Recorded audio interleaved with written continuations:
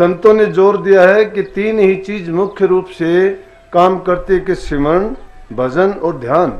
और ये तीनों चीज वैसे तो अगर देखा जाए तो एक ही तरीके से करी जा सकती है सुर शब्द के योग में, परंतु उसमें भी पहली सीढ़ी और पहला दर्जा किस चीज का? सिमरन का आता है। नाम सिमरन के लिए क्यों कहा गया? चाहे इसको छोटा बच्चा भी सिमरन करो, चाहे घर गृहस्थी वाला करो, चाहे बीमार करो, चाहे तकलीफ शरीर में कोई रोग है या वो अच्छी तरह बैठ भी नहीं सकता है, अगर वो नाम का सिमरन कर लेगा तो भी हजारों बीमारियों से, तकलीफों से, रोगों से उसको मुक्ति मिल जाएगी। नाम का सिमरन छोटी चीज नहीं है, क्योंकि जब इंसान चिंतन करता है, बार बार जो बात हमारे चित्त पे रहती है वही चीज हमारा एक मंत्र बनके और हमारी लगन बन जाती है और उसी में हमारी श्रद्धा जम जाती है। जब वो श्रद्धा जम जाती है, आजमा के देख लेना जिंदगी में, तुम जो चीज सोचोगे, जो करना चाहोगे, तुम्हारी बार बार उस चिंतन से तुम्हारा काम संपूर्ण हो जाएगा। जो भी कल्पना करके मन में सोचोगे, लेकिन होनी अच्छी चाहिए। कलयुग में ये नहीं है कि बुरी चीज की कल्पना करते रहो। तुम नाम इसलिए लेते हो कि तुम अपना कोई, यूं तो राम राम तो सब कहते हैं, चाहे वो ठग हो, चाहे ठाकुर हो, चाहे चोर, सभी नाम को जपते हैं। परमात्मा को सब याद करते, बुरा करने वाला भी कहता है कि परमात्मा, डाके डालने वाला भी कहता है परमात्मा मेरी दया करना कि मेरा अच्छा काम हो जाए। चोरी करने वाला जाता है, वो भी हाथ जोड़ता है, श्रद्धालु है, श्रद्धा है उसकी। लेकिन कर्म क्या करता है? कर्म करने की जो आजादी दी गई है, उस आजादी का वो नाजायज फायदा उठाता है। तो संतों ने उनके लिए अनेक प्रकार की वाणी रची। इस जीव को तो इस माया देश में आके भ्रम पड़ गए, अलग अलग भ्रम पड़े। जन्म मरण के बंधन में ये आ गया। 84 लाख योनि में ऐसे चक्कर काटते काटते इसकी बुद्धि काल ने ऐसी हरी कि जो इसको काम करना चाहिए था, जो इसका मूल उद्देश्य था, उससे भटका दिया। माया ने ऐसे ऐसे खेल रचे कि ये जीव भ्रम में पड़ के कभी परमात्मा की तरफ, भक्ति की तरफ या अपने कर्म की तरफ इसकी दृष्टि नहीं गई।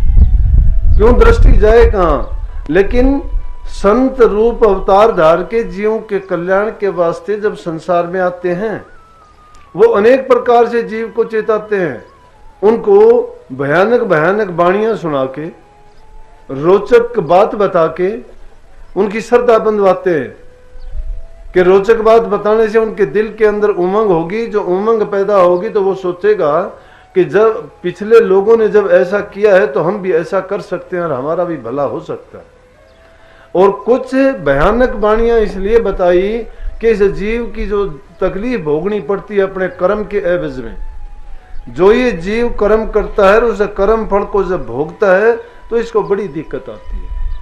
लेकिन हमें इतनी फुर्सत नहीं है। हम तो सिर्फ दृष्टि रखते हैं अपने वर्तमान पर कि हमारा वर्तमान जीवन सुखी होना चाहिए, चाहे वो गंदे कर्म करके हो, चाहे डाके डाल के हो, चाहे चोरी करके हो, चाहे किसी के गले काट के हो, चाहे किसी भी ढंग से हो। लेकिन हमें शरीर का सुख हो, मन का सुख हो, इंद्रिय सुख हो। और सुख हम किस चीज में मानते? सुख मानते संसार के पदार्थों में। लेकिन वो सुख वाली चीज है ही नहीं। जिसको वो चीजें मिली, क्या वो लोग सुखी हैं? सुखी नहीं है।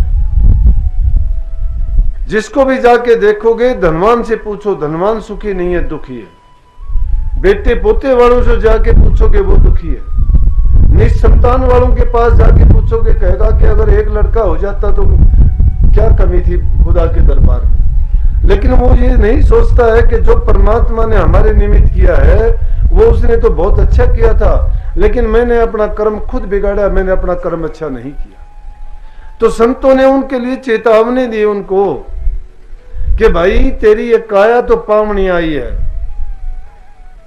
और ये हंस कौन है? ये जीव आत्मा है, ये उस बटेऊ की भांति है। ये काया तो 5 तत्व का संग्रह है।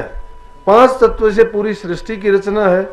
जल, अग्नि, वायु, पृथ्वी, आकाश, 3 गुण, रजोगुण, तमोगुण और सतोगुण मिलने से सारी की सारी ये जितनी क्रिएशन है, जितनी भी रचना रची काल महाराज ने, सारी की सारी उस रचना में इन्हीं चीजों का अपना अपना कार्य है। यही तत्व किसी में एक, किसी में दो।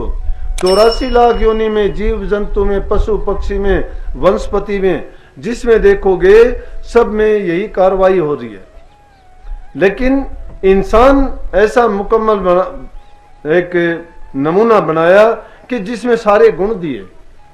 परमात्मा ने इसको वो अवसर दिया कि इंसान का चोला पाके तो गुरु की अगर खोज कर लेगा, कौन सा गुरु? शब्द भेदी, जो निष्पक्ष रूप से, जिसने करनी करके उस मालिक का भेद प्राप्त कर लिया है, वो तुम्हें उस मालिक से जोड़ सकता है।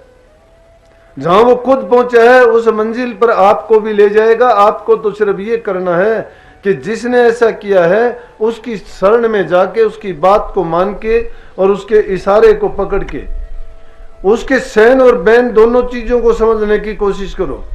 क्योंकि संत स्पष्ट रूप में भी कहते हैं, सैन में भी कहते हैं, स्पष्ट बैन से। कबीर साहब ने कहा सैन बैन को जो लेकर उससे कई ये धाए, कि जो सैन बैन को लिख लेता है, सैन तो इशारे में कहा जाता है, बुद्धिमान लोगों को तो इशारा ही काफी होता है। वो अधिकारी जीव होते हैं जिन्होंने पिछले जन्मों में, पिछली योनियों में नेक काम किए हैं, जो भक्ति के मार्ग से किसी तरह भटक गए थे, उनको सिर्फ थोड़ी सी चेतावनी की जरूरत है। वो अपना काम करे कराए आते हैं। जैसे आदि संत आए, जिनमें से हजूर महाराज परम संत ताराचंद जी का नाम लिया जा सकता है, कबीर साहब का है, नानक साहब का है, स्वामी जी महाराज का है। ये ऐसे संत थे जो करनी करके आए थे पहले से ही, और सत्य पुरुष का हुक्म बजाने के लिए जीवों के कल्याणार्थ संसार में प्रकट हुए थे। लेकिन वो अपनी ताकत अगर किसी को दे के जाते हैं, किसी से वो कार्रवाई लेनी होती है जीवों के कल्याण की, वो जानशीनी होती है। जानशीनी कहते हैं कि अपनी ताकत किसी दूसरे शरीर वाले को सौंप के वही कार्रवाई करवाना। लेकिन उसके लिए पात्र होना चाहिए, कुपात्र को नहीं मिले। परंतु महापुरुषों ने इस जीव के कल्याण के लिए, मैंने कहा था कि अनेक प्रकार से वाणियों की रचना करके, इसको हर प्रकार से भय दिखा के, चेतावनी दे के, रोचकता दिखा के और यथार्थ बात बता के हर प्रकार से चेताने की कोशिश करी। लेकिन जिनके मंद भाग होते हैं, जो काल और माया के चक्कर में अपने गले को पकड़ा देता है, उसका निकलना बड़ा मुश्किल होता है। क्यों निकलना उसका मुश्किल होता है? कि वो उस प्रकार से समझो जिस प्रकार से अंधा आदमी सुन सकता है, उसकी बातों को भी जान सकता है, लेकिन देख नहीं सकता बिना देखे उनके बारे में। इसी प्रकार से आजकल के वाचक ज्ञानी हैं, जिन्होंने पुस्तकों से, दूसरे महापुरुषों की वाणियों से कुछ अंश तो चुरा लिए, गुरु तो बनना चाहते हैं, लेकिन उनको करनी नहीं है, उनके पास भेद नहीं है, नाम की कमाई नहीं है। इसलिए प्रेमियों, उस चीज को हासिल करने के लिए संतों ने कहा कि पहले अपने जीवन को पवित्र बनाओ, इसको संयमित, नियमित, त्यागमय बनाओ अपना। तप, त्याग और संयम, तीन चीजों की मुख्य रूप से जरूरत पड़ेगी, तब आप भक्ति के मार्ग पर आसानी से चल सकते हो। अब त्याग किस चीज का है? त्याग तो हर चीज का करना पड़ेगा, संयम हर चीज का करना है। संयम के बिना मन का संयम है, इंद्रिय का संयम है, समय का संयम है, शरीर का संयम है। अगर आपका संयम किसी चीज पर नहीं है, मन आपका नियंत्रण में नहीं है, तो नाम में एक पल भी नहीं। आप बार बार आके शिकायत करोगे कि जी भजन में ना मेरा मन लगता ही नहीं, मन नहीं लगता, और फिर मन भी कहते हो मेरा नहीं लगता, जबकि मन पर आपका अधिकार नहीं रहा है। जब से आपने गुरु की शरण ली, या तो आपने शरण नहीं ली, शरण नहीं ली तो आपको यह कहने का अधिकार नहीं। अगर आपने शरण ली है तो मन तुम्हारा नहीं रहा है। मन तुम्हारा अगर रख लिया तुमने, तो ये मन तो उत्पात करेगा। ये तो उत्पात पहले भी करता था, अब भी करेगा। इस मन को उत्पात करने से बचाने के लिए तो गुरु की शरण में लेके गए थे। इसीलिए कितनी बार कहा कि मन तू पड़ा रहे, गुरु की शरण में रहे, ले जाएगा किस ठोड़, कि मन तो मुझे किस ठोड़ लेके जाएगा, तो गुरु की शरण में रहने दे। क्योंकि गुरु की शरण के बिना आज तक ना किसी का कल्याण हुआ ना हुआ है, होगा। चाहे तुम शास्त्रों में देखो, अपने धार्मिक ग्रंथों में देखो, महापुरुषों सभी ने गुरु का गुणगान किया। क्योंकि गुरु बिन ज्ञान नहीं, ज्ञान बिन ध्यान नहीं, ध्यान बिन मुक्ति नहीं। वेद पुराण सभी इस चीज की गवाही देते हैं। जब वे गुरु की शरण में चले जाते हैं, मन को उसके अधीन कर देते हैं और संयम में ढाल लेते हैं, तो ये मन किस ओर चल पड़ता है? प्रभु की ओर चल पड़ता है। क्योंकि गुरु ने हमने मार्ग वही दिया है। संसार के रास्ते तो संसार के, जब तुम परमार्थ के रास्ते पर चलोगे ना, स्वार्थ तुम्हारा अपने आप पूरा होता चला जाएगा। लेकिन यहां तो उल्टा खेल करते हैं हम लोग, हम स्वार्थ के लिए परमार्थ को भूल जाते हैं, पीठ दे देते हैं। लेकिन तुम एक बार परमार्थ के मार्ग पर चल के देखो, ये चीज तुम्हारे पीछे पीछे अगर नहीं चले तो मुझे आके पूछ लेना कि ये ऐसा हुआ, लेकिन तुम्हारे दिल में सच्चाई हो। अगर किसी चीज को करना चाहते तो मैं तो बार बार ठोक के कहता हूं कि अपने मन में एक संकल्प लेके जिस भी क्षेत्र में तुम उतरोगे, अपने मन में ये बात सोचो कि वो काम आप लोग सभी कर सकते हो जो किसी दूसरे इंसान ने किया है। उस इंसान के भाई तुम्हारे जैसा शरीर था, तुम्हारे जैसा मन था, तुम्हारे जैसी सोच बुद्धि थी, इसी संसार में था, वही 5 तत्व थे, उसमें ज्यादा नहीं थे। लेकिन उसने क्या किया, उसने अपने जीवन को, अपने शरीर को, अपने इंद्रिय को और अपने समय को संयमित किया। आप भी संयम रखो, इंद्रियों को लगाम दो। स्वामी जी महाराज ने तो साहब कहा कि तुम परमात्मा के दर्शन करना चाहते हो क्या? अगर करना चाहते हो, बल्कि वहां पर संवाद चलता है गुरु और शिष्य का, तो उसमें वो सवाल करता है, कहता है कि गुरु मुझे अपना रूप दिखाओ। कहता है इसमें कोई संदेह नहीं है, जो आपने देह रूप धरा है उससे मुझे बहुत प्यार है, ये मुझे बहुत अच्छा लगता है। और है भी बात सही, जब तक हम देह रूप से प्यार नहीं करेंगे तो अंदर का जो नूरी गुरु है, शब्द रूप है, वो कोई नहीं देख पाता। लेकिन उसी के जवाब में वो कहते हैं, अनेक सवाल उस शब्द में किए हैं, सार वचन में है ये, अनेक सवाल किए हैं, तो उसमें जवाब देता है, कहता है देख प्यारे, मैं समझाऊं रूप हमारा न्यारा, कि जो रूप तुम देह रूप में देखते हो ये तो है, लेकिन वो रूप हमारा कैसा है, वो रूप यहां नहीं है संसार में, वो नूरी रूप है, जिसको परमात्मा को तुम कहते हो ना, कि जिसका ना कोई रूप है, ना रंग है, ना आकृति है, ना बनावट है, कैसे जानोगे उसको? लेकिन उसी के बारे में कहता है कि देख प्यारे, मैं समझाऊं रूप हमारा न्यारा, वो तो रूप लख नहीं कोई, जब लग दे उन्हें सहारा। जब तक देह रूप का गुरु तुम्हें सहारा नहीं देता, तुम उस शब्द गुरु को नहीं देख सकते। और देखने का भी तरीका बता दिया। क्या तरीका बताया? कि इंद्रिय, मन के द्वार को रोक के और इंद्रियों को रोको। उसको अगर तुम देखना चाहते हो तो अपने मन और इंद्रियों के द्वारों को रोक के और फिर अंदर की मंजिलों पर, आध्यात्मिक मंजिलों पर चढ़ाओ। वो गुप्त शक्ति तुम्हारे शरीर में गुप्त रास्ते से आपको हासिल होगी। वो इतनी आसान चीज नहीं है, उसके लिए बड़ी कठिन चढ़ाई है। 9 द्वारों में तो पूरा संसार भटकता है। 9 द्वारों में 5 रसों में हम डूबते हैं, शब्द, सप्रस, रूप, रस, गंध, या उनको दूसरे रूप में, स्थूल रूप में कहो तो काम, क्रोध, लोभ, मोह, अहंकार, इन 5 अग्नियों में पूरा संसार जलता जा रहा है, कोई किसी रूप में, कोई किसी रूप में। लेकिन संतों ने कहा कि जो चीज तुम्हारे लिए निषेध है, जिन चीजों का प्रयोग राक्षसों के लिए था, वो इंसान को नहीं करना चाहिए। अगर इंसान उन चीजों का प्रयोग करेगा तो प्रभु की प्राप्ति कभी नहीं कर सकता। राक्षसों की प्राप्ति जरूर हो जाएगी, देवता नहीं दैत्यों के पास जरूर चले जाओगे, स्वर्ग बैकुंठ नहीं नरकों में जरूर चले जाओगे।